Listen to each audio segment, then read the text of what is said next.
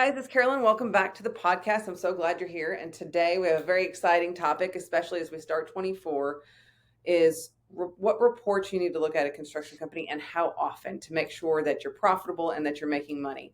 And I have a great guest with me today, Eric Fortenberry, the founder of JobTread.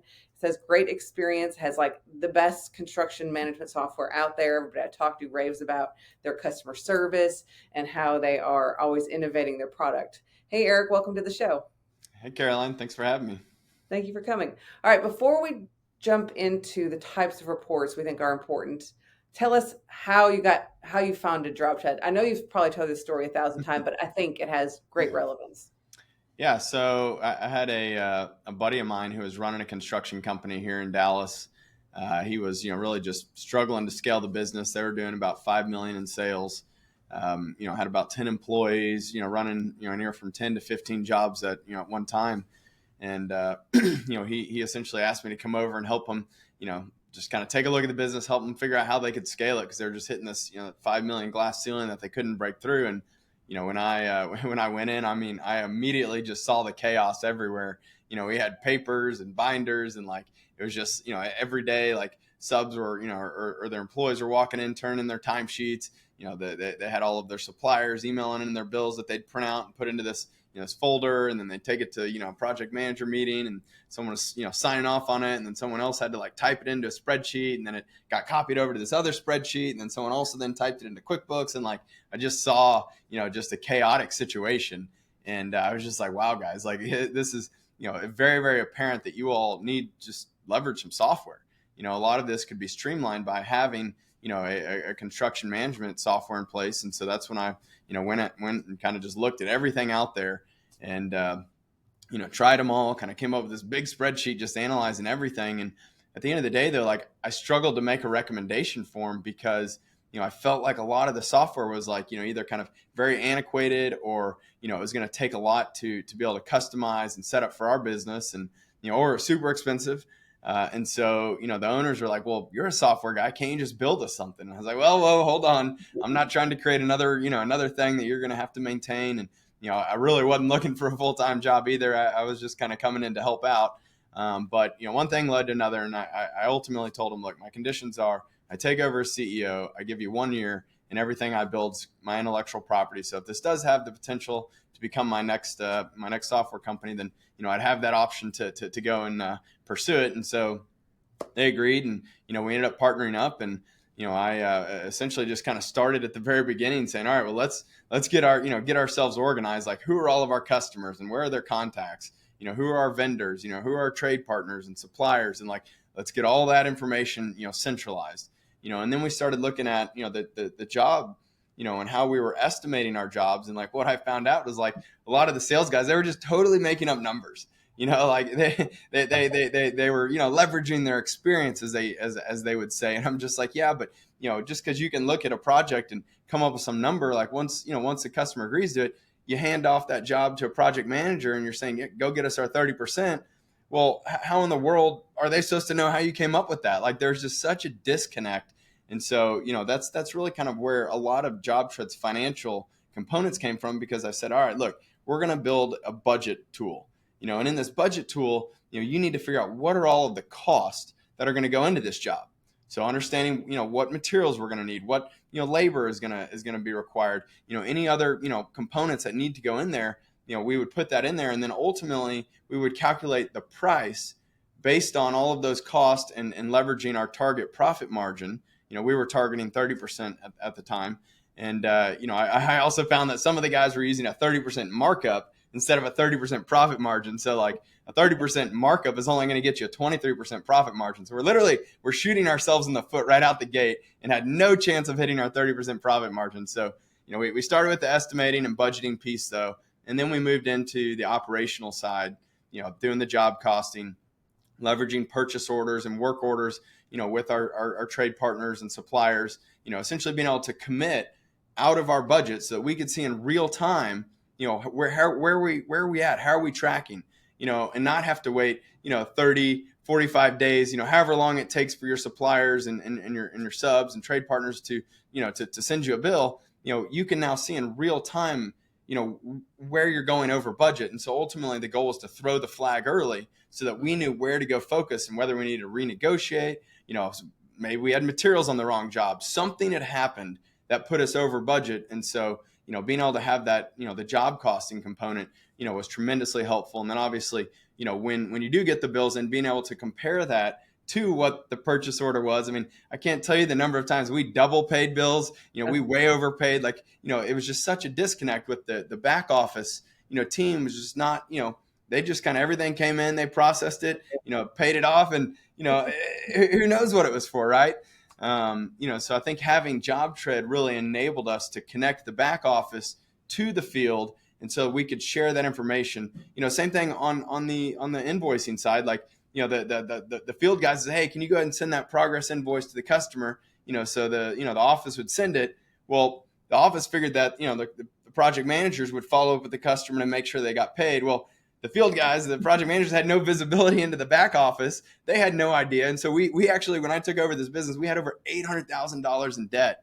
And instead of focusing on collecting our hard-earned money, they were taking that and they were collateralizing it and taking out $200,000 loans from the bank to fund the business. And I was just like, oh, whoa, this is a huge issue. So, ultimately we got all that reined in, got it connected to QuickBooks. And so we could have a lot more transparency, across the entire team about where we're at.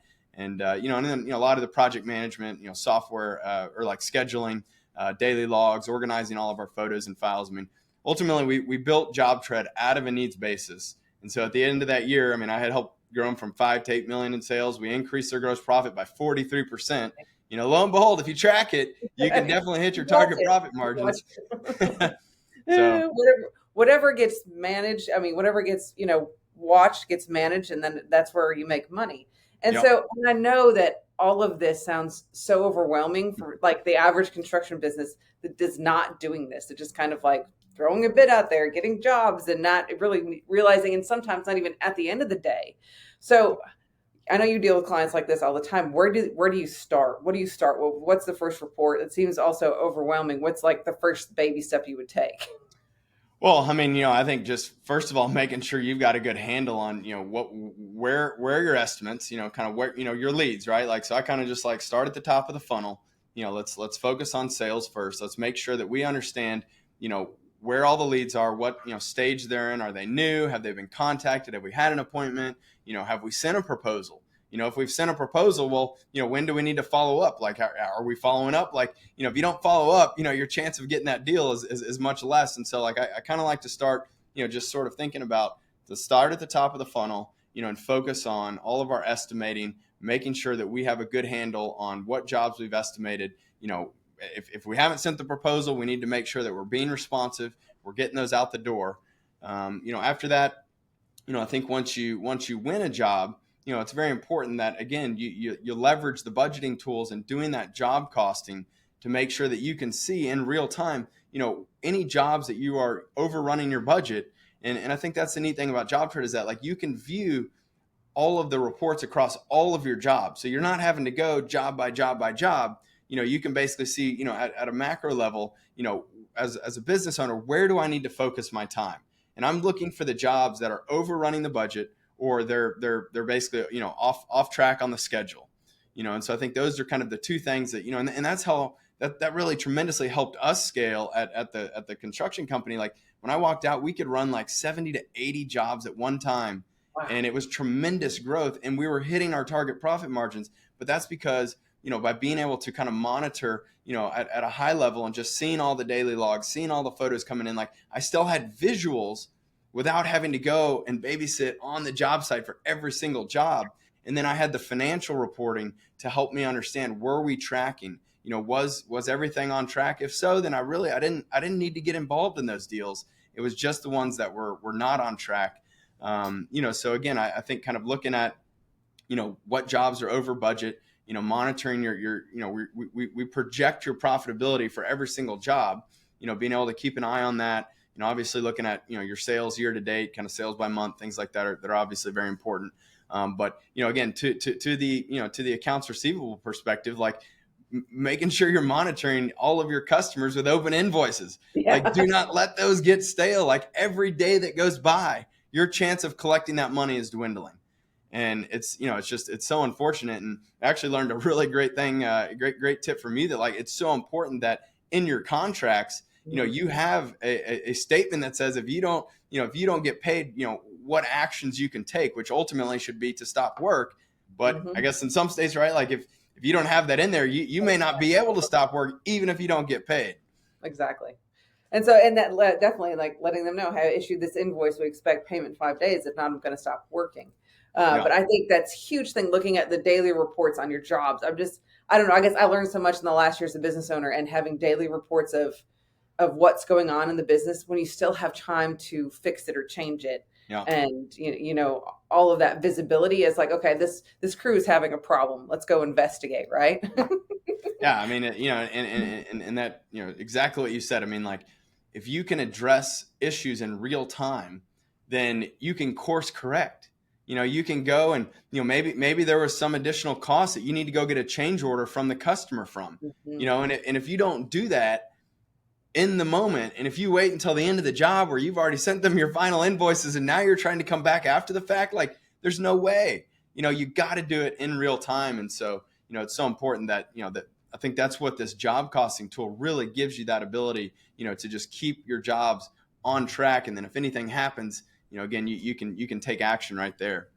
So how long, like if somebody gets job tried, how long does it take to set up? Is it like a forever in process? It seems like overwhelming. What do I got to put in there? How does that work? No, I mean, it really heavily depends on how much, time and effort, you're committed to putting in there when you first sign up. Every single job trade customer gets assigned a dedicated customer success manager.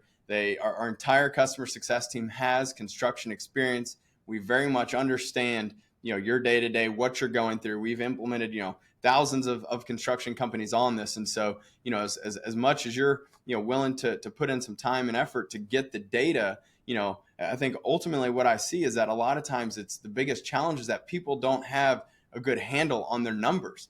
They Yeah. don't understand, and they haven't taken the time to create this catalog of all of their costs. You're leveraging the same types of cost, whether it's your laborers, maybe it's, your trade partners, your subs, your electricians, your plumbers, your carpenters, your own employees, the same materials. Like, you're taking that into account on all of your jobs. And so having that organized into one place, and we can, again, if you have it in an Excel, or CSV, like, we just import that into your catalog for you. I think that is, ultimately one of the biggest kind of exercises that we have to go through with each new, customer. And so the more kind of data that they've already got, like if they already have templates, budget templates, kind of whatever you're doing today, share that with us. Hopefully, you've got it in Excel. We can kind of import that. Typically, that's what I see takes the longest. But, we usually see people, who sign up. You could literally have seen people send out estimates and get them approved in the same day, or it might take you a few weeks. We do have an amazing online training where like there's live trainings every day, or the whole series of them has been recorded. Our director of learning and development, Anna Hunter, she actually has a PhD in organizational change and management and organizational leadership, and so she's put together this whole curriculum to help kind of guide people through that onboarding process. Hmm. And if you're switching from another system, then obviously there's typically reports and things that we can help you run, from there to help move over, a lot of the data. But, it kind of takes a little bit of time to figure out like what is, what information do you need to bring over versus what has already been synced into, your accounting system. A lot of times, people just kind of start fresh on job tread, close out your existing jobs, new jobs get started here. Yeah. Um, So you don't so have to move all that stuff over. What other reports do you think that it's important for construction business owners to look at? yeah, I would say, kind of going along with what we were talking about earlier. So we worked with several accountants earlier in the year to create a WIP report across all of your jobs. So it's a work in progress, or sometimes it's known as percentage of completion accounting, where basically you can see, based on, what you sold the job for, how much how much has been, essentially, the budget, how much your projected costs are, what your actuals are, your cost to complete, looking at kind of the budget variance, and then ultimately like your projected profit, projected profit margin is very important. So you can see when that starts to slip between what you sold the job at and what the job is running today. And then that lets you ultimately determine, the percentage of the job that is complete based on those actuals so far, which can then tell you how much revenue you've earned at that point. And you can look at how much you've invoiced, the customer for. So you may be over or under, based on what you've actually earned. And so, that's been a really, really powerful, tool that a lot of our customers have really enjoyed. We also have, again, kind of a report about, the number of scheduled days, for that job, and even looking at your profit per day, understanding not every job is equal here. And you got to really understand what are the best types of jobs for your business. Like, I see a lot of contractors who are trying to do everything and be, this, kind of this special, this generalist, instead of being more like a niche specialist, and so when you can start to, compare the jobs that are better suited for you based on, are you hitting that target profit margin? Like, where are you making the most money? What jobs are selling and what jobs aren't selling, and what jobs can you execute and deliver your profitability on? That really starts to help you refine, your business, and even, turn into your marketing efforts. Where should we be, marketing our business? We can't be everything to everybody. And so understanding that, I think, is really helpful. Absolutely. Probably one of my all-time favorite reports actually is my is being able to look at all of your subcontractors and their certificate of insurances and when are they expiring.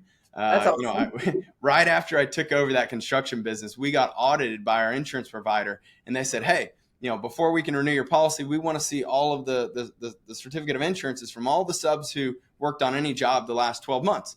And I was like, okay, great. And I go back to the office and say, hey, can you guys go ahead and just pull that together? We need to share that with the insurance company. And they're like, well, yeah. So Eric, we always collected it when the trade started with us, but they didn't always give us an update every year. So we might not have that information. I was like, what do you mean? We're sending subcontractors, trade partners, like to represent us and do work on a job, and they might not have insurance? Well, I guess that could actually be the case. And so we turned in everything we had. We got fined $35,000 for all of the subs that did not have an up-to-date certificate of insurance. And it's like, that was such a crazy mistake to incur. Like, we had to come up with $35,000, before the end of that month, or they weren't going to renew our policy. And it's like, where are you supposed to come up with that? When you got cash flow challenges already, we're already borrowing money from the banks, and so again, like, just tracking that and being able to know when is that sub's, certificate of insurance going to expire, and so now I basically create one, that essentially is, it'll start showing you as soon as, let's say that, 60 days before the expiration, I want to get notified, and we have a report that kind of shows, you can adjust. Maybe you only want to do 30 days out, but I do recommend, a lot of times your trade partners might need a little bit more time, and they might need a couple, reminders. But as soon as that thing's past due, like, you got to stop sending them to the job site. It is not worth taking on, the ultimate risk here is that something happens. For us, there was no deaths, no injuries. We had no major thefts or vandalisms or any issues where we had to file a claim. But that would have been a really bad day if that would have happened. And so, I encourage people, don't do it. It's not worth it. And there's no cost to you. The cost is, it's up to them. They need to be insured. And, if you're going to hire them, then you need to make sure that, your people are covered. So that's probably my favorite report. How else does JobTread make it easier to work with subs and vendors?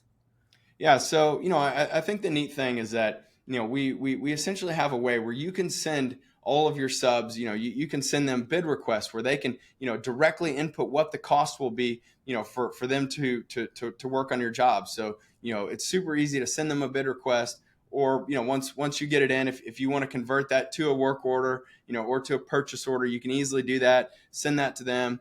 The neat thing is that when they get, an email from JobTread, all they have to do is click that link. Like, they don't have to download anything. They don't need to create a username and password or anything. It takes them straight to the document that you issued them. And so you can invite them to bid on your jobs, or, just assign them work. I'm a big believer in making sure, like, I have our guys, sign every single document, every work order, every purchase order. Like, again, it's just, CYA, right? Like, there's no reason not to make sure that you have in writing that they have agreed to this price, When a funny story, when I first took over that construction business, we were selling our jobs at fixed price, and we were paying our subs time and material. And I learned the hard way. One, you can't have a fixed price job with a variable cost. Yeah. And then I started really digging in and trying to understand, why are some of these guys typically performing pretty well, but then there's, a bunch of them that are way over. Like, why are we overrunning our budget every time, depending on which crew we hired for the job? And so I actually started following, a couple of them around, a few days, and I showed up to the job site at 8 a.m. This is one crew in particular. I show up at 8 a.m., sitting there wondering, well, where are the guys? They're not here. So they get there about 9. Apparently they had to go to Home Depot, get all the materials. So, that's on me. I learned my lesson. I should have had all the materials already ready. If not picked up and on the job site, at least ready for them to just pick up, and not have to go shop. So they get to the job site at 9. About 11 o'clock, 11:30, they realize they need to go back to Home Depot. So, again, and instead of just one guy running back, all 3 of them needed to go back. So they go back to Home Depot, call it, the 45 minutes. They come back, and then we got lunch. So now we got to take an hour break for lunch. I kid you not, a third time in the afternoon around 2:30, they needed to go back to Home Depot again, and all 3 of them went. And the customer's sitting there wondering, what in the world's going on? Why do they keep leaving? And I'm sitting there, I have no idea, and so, but that's when I realized that we were not aligned. They were incentivized to drag this job out, and so for them, the longer it took, they were getting paid by the day. And so, that's when we really, I realized we needed to switch to sending out, just fixed contracts, fixed agreements with our subcontractors. And it's like, look, you tell me how long it's going to take. If you say it's going to take 5 days and you need X, to be able to deliver that job, great. And if you do it in 3 days, awesome. You're still getting paid for 5. I took your number and I put my margin and I sold the job based on that information. Now, if it takes you 7 days, well, that's on you, and again, if there's some situation has come up that we can get a change order with the customer, like something unforeseen, I totally get it. But if you guys are going to go and just inventory Home Depot or do whatever you're doing, that's unacceptable, And so I think that's where, though, with JobTread, we've made it so much easier for them to be able to, really get all of the information that they need for the jobs. They started coming much more prepared. I asked the guys early on too. I said, well, what is your biggest frustration with working with our company? And they said, we show up at the job site and we have no idea what we need to do. The plans haven't been shared with us. We don't know the specifications. We can't get a hold of the project manager. So they're literally just sitting there twiddling their thumbs, getting paid. So, at least, they feel like they're on the clock. But, that's where I think JobTread has been tremendously helpful for them, because now they already have access to the plans. They understand what needs to happen. It just creates a much better kind of system for them to work within and be able to get that information that they need, ahead of time, or at least when they need it right then and there on their phones. And so I think that's been a tremendous help, to be able to kind of have everybody on the same page and a lot more efficient. Well, yeah, and then you can see the visibility as to why you're not making any money on those jobs, and then dig in like you did and figure out how to fix it. Without the visibility, you don't even know what's going on. Yeah, exactly. Like we literally were just totally. My original advice to the construction companies: you guys might as well go to Vegas and roll the dice. Like, it was a total crapshoot on how they were going to perform on a job. Seriously, the estimating is not in line with that, but guys that actually do the work, yeah, it's crazy. It's crazy. I know this probably always changes for you, but tell me one of your favorite client success stories. I would say one of my all time favorite is this guy, John Hanlon. They got a really great crew, and he ended up calling me up one day. It's like, Eric, I want you to know, for the first time in company history, we just sold over $1 million job. And he said, this is like gonna just feed all of us for so long. He said, I never would have been able to win this job without JobTread. The way that, we were able to organize such a large scope, like they had never taken on a job of this size, but they had such a detailed budget. It helped make sure that they accurately priced it. They sent it to the customer. Customer said it was the most professional, estimate that he had received from anyone. He had the confidence to move forward, with John and his team. And, it was just such an awesome story to hear that, we're able to help them really grow their business in such a huge way. So, and they're just near and dear to my heart. It's a great team. But yeah, I was very, very excited for them. No, it's amazing how much you can do when you have clarity and reports and you know what you're doing. It really can accelerate things and make it not so frustrating to be a contractor. Yeah. Yeah. So And you a lot of would, times I feel like so many contractors, there are those guys out there who, guys and gals who give, all contractors a bad rap. And it's because, a lot of times it's not that they're, maliciously trying to, just screw up the jobs and underperforming. And, I mean, sometimes, yeah, there are contractors who are just taking people's money and running. And I mean, those are criminals. I don't even want to call them contractors, but like, helping contractors become more organized and making sure that they're managing the cash flow of these jobs is so important. And I think ultimately that's what you need to be able to build a successful business and to be able to scale your business is to have a system and to have processes that will enable you to manage it from the very beginning all the way through to close out and deliver, that great customer experience. No, I agree. And I talked to contractor after contractor who thinks they're doing the client a favor by doing free stuff and not even telling them. And it really just ruins the job because then the owner starts expecting all the stuff for free and Yeah. then he doesn't like it anyways and you don't value it, so he doesn't value it. And talk about a job tanking. I cannot tell you how many No. jobs end up in litigation with the contractor. I just wanted to make them happy. I didn't charge them extra. That's just No. the opposite of what you would think. It's going to Yeah. make it worse. It's Gotta going have to make it change worse orders. because I think you'll just work for free and it'll Yeah. never be good enough. I mean, So it's so crazy though to see, like, again, such large jobs sometimes getting sold without the proper contracts and documentation and a scope of work. Like, you've got to exactly. be detailed in order to be successful. And it's not, it might not be as important every, maybe you sell 9 out of 10 jobs and they go great and you have no issues, but it's that Probably one one. time that's the one that like could sink you. I mean, I've seen people go out of business because of a simple mistake that basically put them in the hole. Exactly. Exactly. And then if you have the right contract language, it could prevent that. Even if you do a misstep, you can be Yeah. protected. But I know I hear all the great things about job, try to push people there all the time. So if people want to know more, where should they go? Yeah, I would suggest check out our website, www.jobtread.com. We've got a ton of information, lots of videos. You can also check out our YouTube channel. We have just tons of information out there. But anyone who would love to get a demo, right on our website, you can hit the schedule a demo button, and that will let you kind of see the times and availability. Pick a time. Our team is happy to hop on. Spend 45 minutes to an hour walking you through the product. I mean, we want to make sure it's going to be a good fit for you as well. And so, we're happy to kind of do that deep dive to show you how it would work. And ultimately, we'd love to be able to work with all the contractors out there. And it's a great system. We've had tons and tons of success, and I'm excited to hopefully help everyone else who's not currently using JobTread be able to build a better business that's profitable. Helps everybody spend more time with their families, and getting paid those is extremely important. Absolutely. And so I heard you started a podcast too. Tell us about that. Yep. So we've got Builder Stories is our podcast. I started it, I think middle of this year.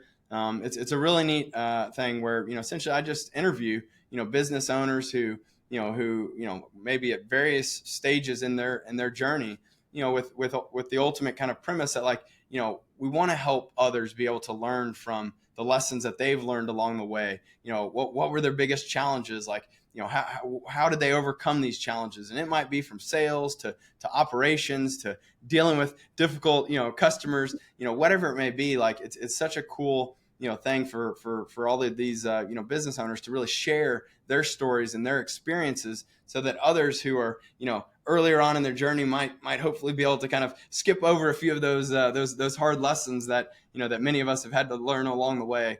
And we just hear tremendous feedback that it's very helpful for them to just be able to hear from others. And so that's kind of what our goal is. We actually publish an episode every Wednesday early in the morning. And so we got tons of great. I think we've got over 20 episodes now out so far. But That's awesome.